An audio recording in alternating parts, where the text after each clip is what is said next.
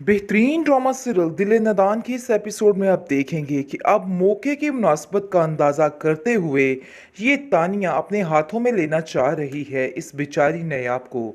और इसको तरह तरह की बातों में वर्गलाती रहती है और इसको कहती रहती है कि तुम्हारे शोहर को बिल्कुल भी तुम्हारी परवाह नहीं है। देखो, जुनैद ने कभी मुझे इस तरह बड़े ज़माने में जलील किया है? पता नहीं क्यों तुम्हारे पीछे हाथ धो के पड़ चुका है इंसान, और जानबूझकर तुम्हें निगार आंटी के सामने जलील करने की कोशिश करता रहता है। अरे भाई, तुम्हारी तो इस घर में टगे की इज्जत नहीं छोड़ी है उसने। यानी कि पूरे तरीके से उस पर जाल बिछाया जा रहा है और उसके करैक्टर पर उंगली भी उठाई जा रही है कि ये इंसान बिल्कुल भी ठीक नहीं, तुम नहीं जानती हो कि क्या हिसाब है और क्या नहीं। जिसको सुनकर आप देखेंगे कि कहती है कि नहीं तानिया, ऐसी कोई बात नहीं है, तुम्हें ज़रूर कोई गलतफहमी हुई है। अगर ऐसा कुछ होता तो मुझे ज़रूर पता होता।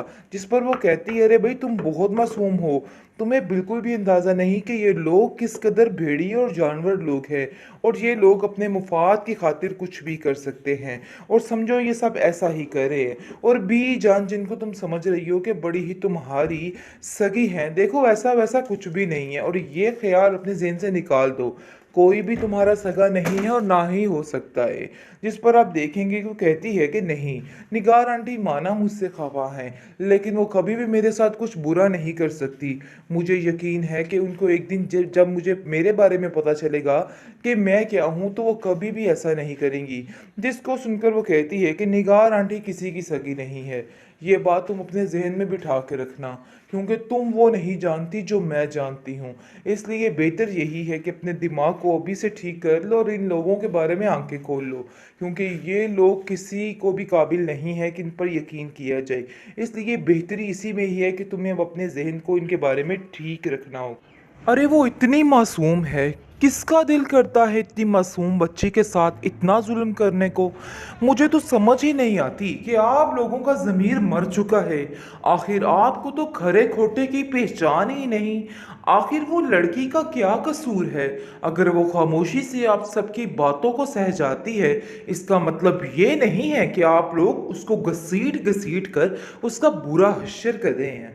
मैं आपको इस चीज़ की कतई इजाज़त नहीं देती। वो ज़ावियार को कहती है कि ज़ावियार, मुझे लगता है कि आप लोगों के दरमियान कुछ भी ठीक नहीं है। आप लोग बहुत उखड़े उखड़े रहते हैं नयाब के साथ। देखो, जो कुछ भी है, नयाब को तुमने अपनी मर्जी से इस घर में लाया है, अपनी मर्जी से शादी की है, लेकिन आज तुम कैसे उससे इतने खिलाफ हो सकते हो कि तुमने उसको छोड़ दिया? मुझे तो समझ ही नहीं आ रही ज़ावियार कि तुम क्या कर रहे हो। जिस पर ज़ावियार कहता है कि नहीं, आपको कोई मिसअंडरस्टैंडिंग हुई है, ऐसी तो कोई बात नहीं, और वैसे भी ये लड़की झूठ बोलती है और कुछ भी नहीं है, मैंने तो ऐसा कुछ भी नहीं किया। जिस पर आप देखेंगे कि वो कहती है कि उस बेचारी बेजुबान ने तो मुझसे कुछ भी नहीं कहा है। पता नहीं क्यों आप लोग बात घुमा फिरा कर उस पर ही लेके आ रहे हो। देखो, अपनी माँ के नक्शे कदम पर मत चलो। तुम्हें बार बार समझाने की कोशिश कर रही हूँ, अपनी माँ के इस सारी हरकत से, इस चुंगल से निकल आओ। तुम नहीं जानते कि उसके घर वाले कितने परेशान हैं तुम्हारी वजह से। तुम्हें क्यों समझ नहीं आ रही ज़ावियार? ज़ावियार कहता है कि आप फिक्र मत करें, सब ठीक हो जाएगा। जो कुछ हो रहा है सरासर गलत कह रही हैं आप, ऐसा कुछ भी नहीं है। मैंने तो ऐसा कुछ भी नहीं किया। फिर मुझ पर इतने इतने बड़े इल्ज़ामात किस चीज़ के लगाए जा रहे हैं? मुझे तो कुछ समझ नहीं आ रही है। जिस पर आप देखेंगे कि वो कहती है कि नहीं, इल्ज़ामात नहीं है ज़ावियार, मैं तो तुम्हें समझाने की कोशिश कर रही हूँ। सिर्फ अपने आप को बदलो और नायाब को समझने की कोशिश करो। अरे तुम ही हो जो उसको समझोगे और तुम ही हो जो उसको इस घर में लेके आए हो, लेकिन शायद तुम्हें इस चीज़ का अंदाज़ा नहीं हो रहा और तुम्हें लग रहा है कि वो भी गलत है। देखो, ऐसा नहीं है ज़ावियार, अपने आप को बदलने की कोशिश करो। लेकिन दूसरी तरफ तानिया ऐसे ऐसे जाल बिछा रही है कि इन सब चीज़ों से निकलना बहुत मुश्किल होता जा रहा है। जुनैद कहता है कि आखिर तुम्हारा मसला क्या है? अपनी मर्जी के साथ तुमने मुझसे शादी की, लेकिन अब ऐसा क्या हो गया कि तुम्हें मेरी हर बात बुरी लगने लग गई? तुम्हें मुझ में कोई भी खूबी नजर नहीं आती है?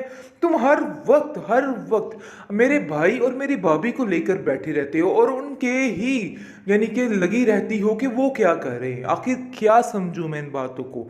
जिस पर आप देखेंगे कि वो कहती है कि मुझे किसी की बात से कोई फर्क नहीं पड़ता। देखो, तुम जो समझ रहे हो समझते रहो। लेकिन दूसरी तरफ काफ़ी परेशान है नायाब बेचारी की दादी, और नायाब से कहती है कि नायाब मुझे सही सही बताना, तुम्हारे हालात ठीक जा रहे हैं ना?